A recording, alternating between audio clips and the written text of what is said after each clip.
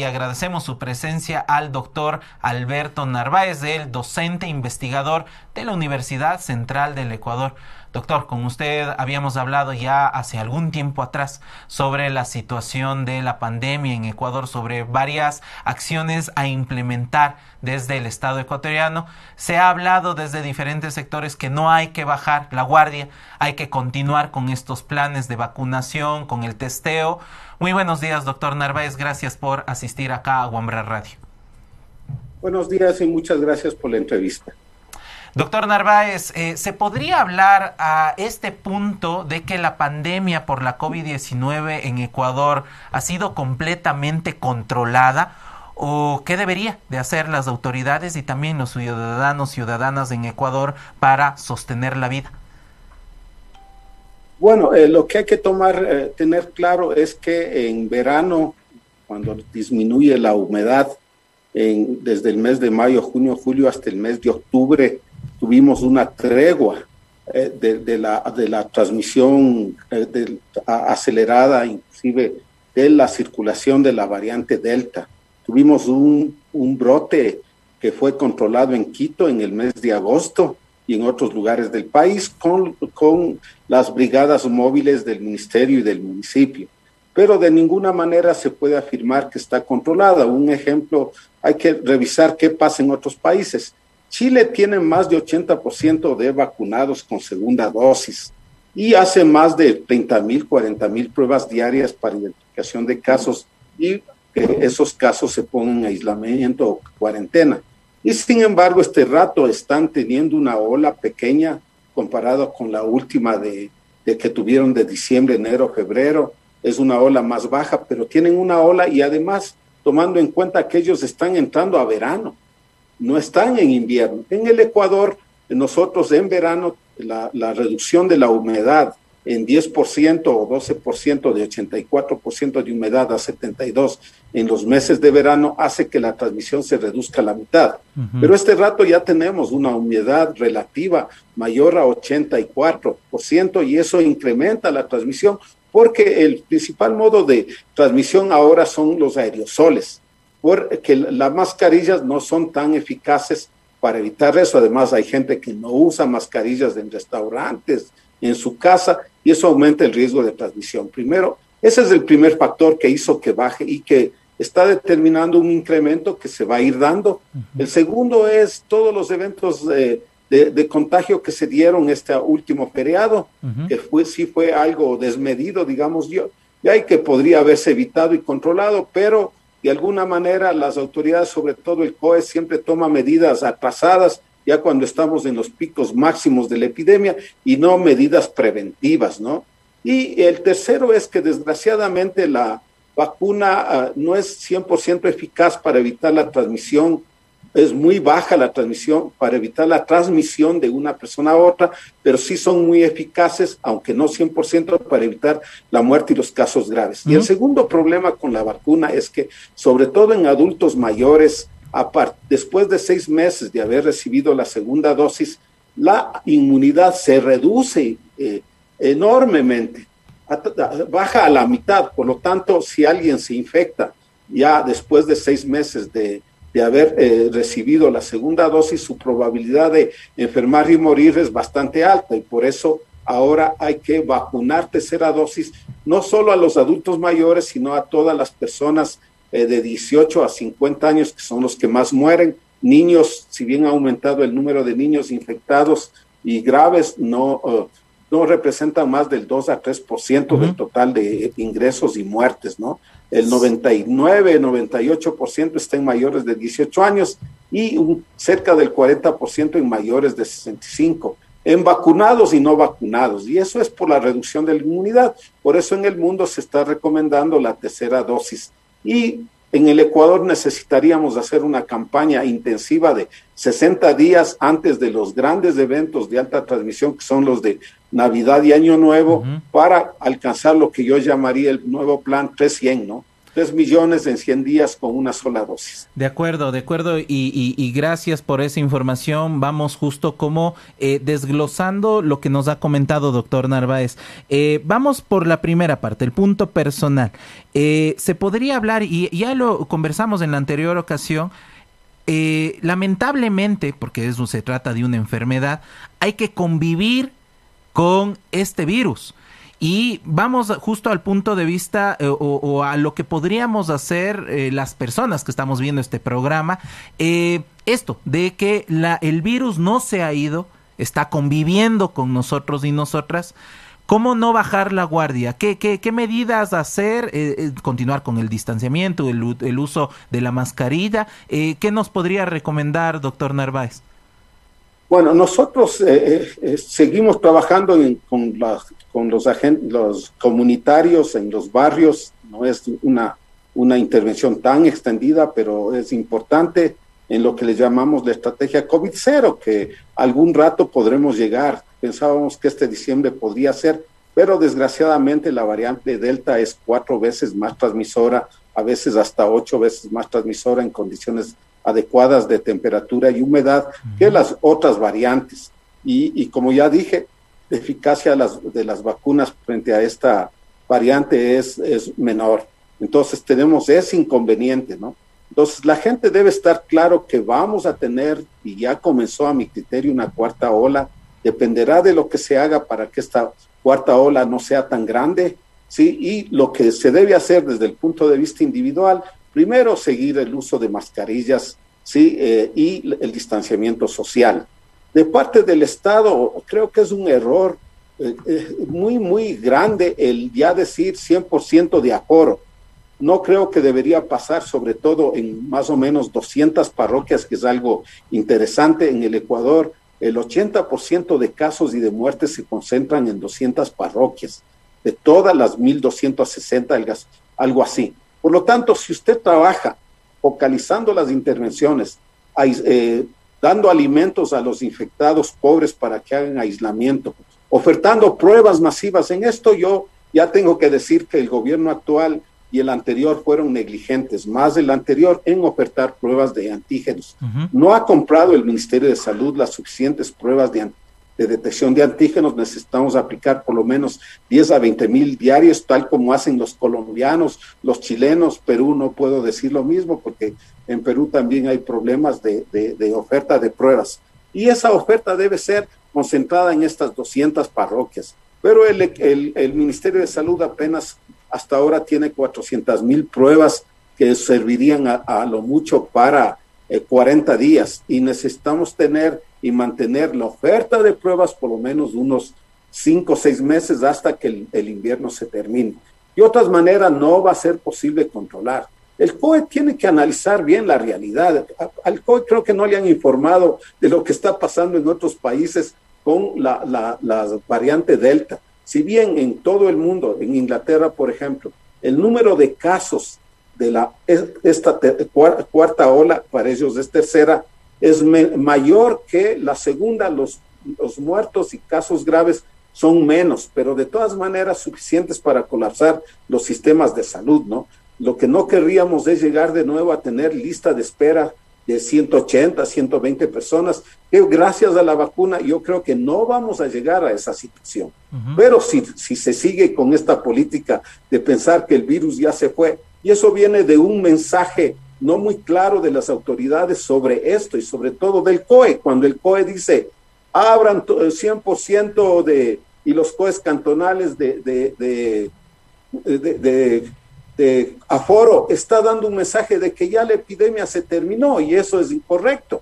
En términos del regreso a clases es otra cosa. Los niños con una sola dosis ya tienen un riesgo muy bajo de infectarse y transmitir, y es beneficioso que regresen a clase por su salud mental, por socializar y además por aliviar a los padres, que es un sacrificio tenerle tantas horas a niños de esa edad que son muy demandantes en la casa también. Y eso afecta a la familia de todo el mundo, ¿no? En los niños no hay problema si son niños vacunados, que regresen a clases.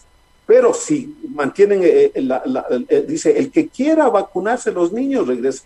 Si no quieren, no regresen, también regresan sin vacuna. Creo que hay que ponerse un poco más drásticos por el derecho individual de una familia, una persona a no vacunarse, se topa con el derecho de la mayoría, porque si bien los niños no enferman ni mueren, y mucho más si usted les vacuna, en cambio llevan la infección a la casa y se encuentran con personas que ya pasaron los 6 meses, que tienen inmunidad reducida o no vacunados. Todavía tenemos que vacunar por lo menos un 20% más para controlar la epidemia recién, no para eliminar. Entonces esas cosas hay que discutirlas seriamente. Creo que el ministerio ahí comete errores de no incluir a otros académicos a discutir el tema, y escoge a algunos académicos, y a mi criterio es que les digan lo que ellos quieren oír.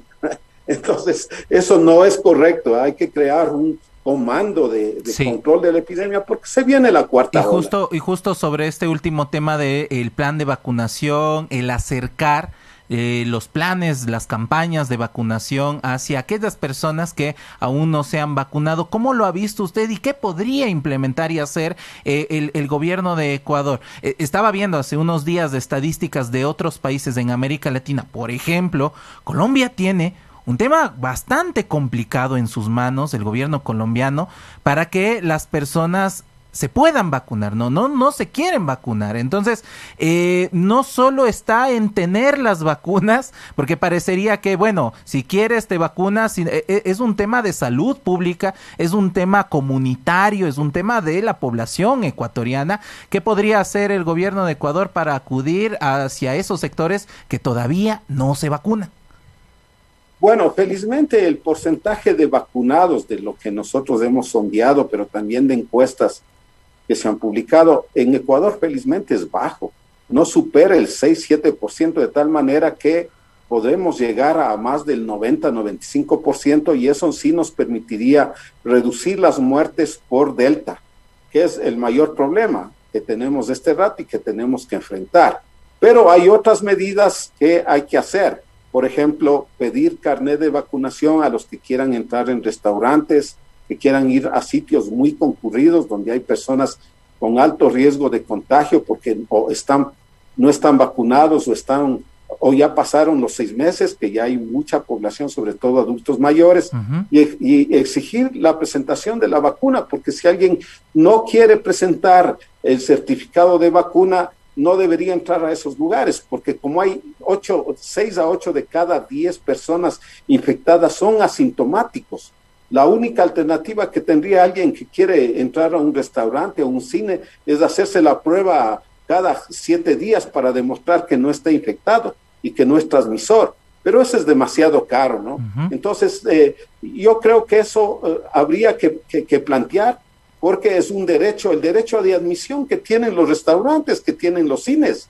Ese es parte del derecho de admisión. Por lo tanto, los que no quieran vacunarse no tienen derecho a entrar a esos lugares, porque pueden estar infectando a una cantidad de gente que ya tiene inmunidad más baja a pesar de las 2 vacunas. Entonces, creo que eso habrá que ya pensar. Yo ya propongo que por lo menos para restaurantes, para cines y también para buses, que ahora usted ve, van cerradas las ventanas, atestadas de gente. Felizmente se abren cada parada las puertas y eso ventila un poquito, pero no suficiente.